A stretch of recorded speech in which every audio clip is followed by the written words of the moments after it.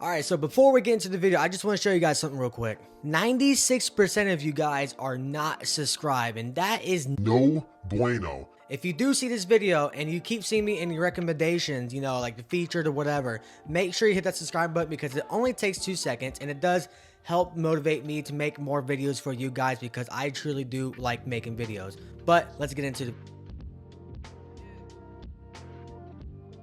This is the last Packers mock draft I will be doing this year.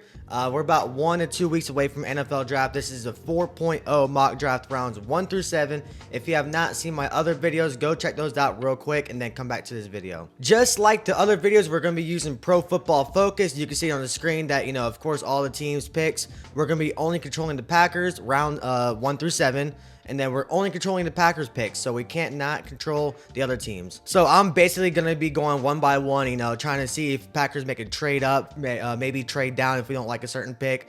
So I think, this is what the Packers should really do, but let's get into it. All right, so I was going through all of this. You can see the screen on the left side of the screen, all the draft picks, Caleb Williams, Drake May, Jaden Daniels. Everything seems pretty legit. Oh, look, JJ McCarthy going to the Giants. That's actually pretty interesting. But, for the most part, these are pretty accurate. Brock Bowers to the Vikings, I don't think is going to happen at all. But, like I said, for the most part, it's actually pretty good so far. But the main reason why I stopped here at the Miami Dolphins is because the Eagles are picking 22nd, and one of their biggest needs is secondary, and the Packers really do need secondary help. And there's this one guy, we can't see exactly who's available right now, but, we already know one of the guys on the thumbnails. Cooper DeJean is still available, and I can absolutely see him going to the Eagles. And this is just like my other video, and I'm going to do the same thing, basically. Oh, and before I get into the trade details, I'm just going to say that I am using the Rich Hill trade model. It's like a big old graph you can see on your screen right now. It's like, like it grades each draft pick. Like the first pick is like, 1,000, and the second pick is like 500, so forth. And, it's like a huge graph. It looks like a lot, but it's actually not that bad to comprehend. But we're going to be trading with the Miami Dolphins again, just like the other video. The 21st overall pick for the 25th and a third round pick, which is from the Buffalo Bills, 91. The Pro Football Focus says it will be traded, accepted, and it most likely will be. Oh, whoa, I almost did that. Hold on. I almost didn't even accept it. Offer trade. And it's accepted, of course. And like I said, Cooper DeJean is still on the board. I think the Packers will be really heavy on him. I hope at least. And I think the Packers will end up drafting Cooper DeJean. We just got another trade. We just traded with the Arizona Cardinals with the 27th overall pick. And the only thing we had to trade was this year's second round pick, which was from the Jets. It was like the number 41 or something like that. And next year's pick for the second round. I think it was a little bit of an overpay, but the Cardinals did already have a first round pick, like the number 5 pick or 4 pick or something like that, and they ended up drafting Marvin Harrison. And look at this real quick, right before we went to trade with the Miami Dolphins, look at that, the Eagles selected the cornerback, and I'm pretty sure they would have drafted Cooper DeJean. So smart GM on my part.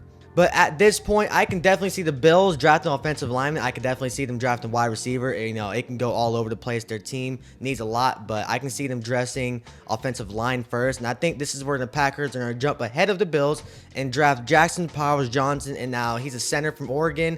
But, our center is not looking good. And there's a lot of rumors saying that the Packers are trying to replace him. So I can see I can absolutely see the Packers drafting an offensive lineman right here, Jackson Powers Johnson from Oregon. Now, sitting at the number 58 pick, of course, we can see the top player available is Javon Bullard, and the Packers, one of the biggest needs is a safety, and I think we're going to end up drafting Javon Bullard from Georgia. Now, sitting at the 88th pick in the third round, remember, we traded the last third round pick to the Miami Dolphins, I think it was. I can't remember.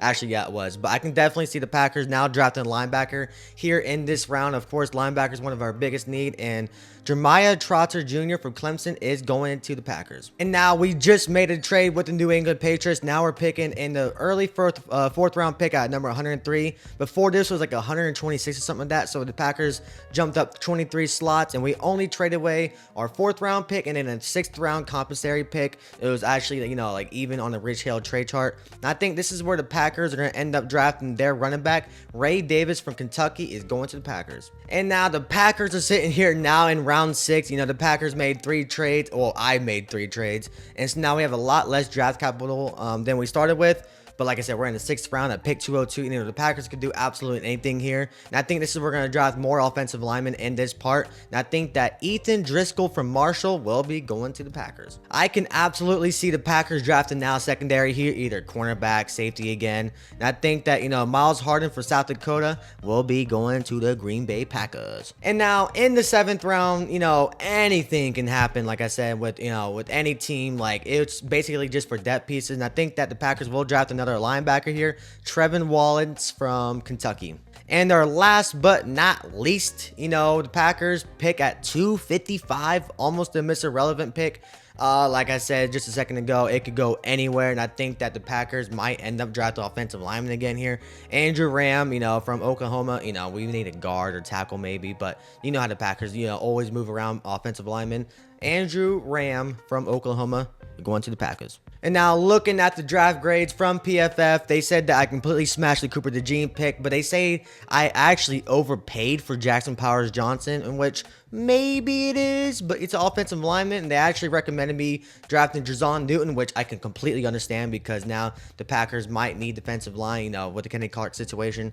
But overall, they said B- with the Ray Davis pick, C+ with Jeremy Trotter Jr., Javon Buller was an A. The overall grade was a B, so I think that's a pretty good draft in my opinion. But like I said, you know, like previous videos, my college players knowledge is like, you know, the round 3, round 4 is no bueno. But if you do like it, hit that like button, comment down below your reactions if you like it or not. And yeah, I'm out of here. Deuces.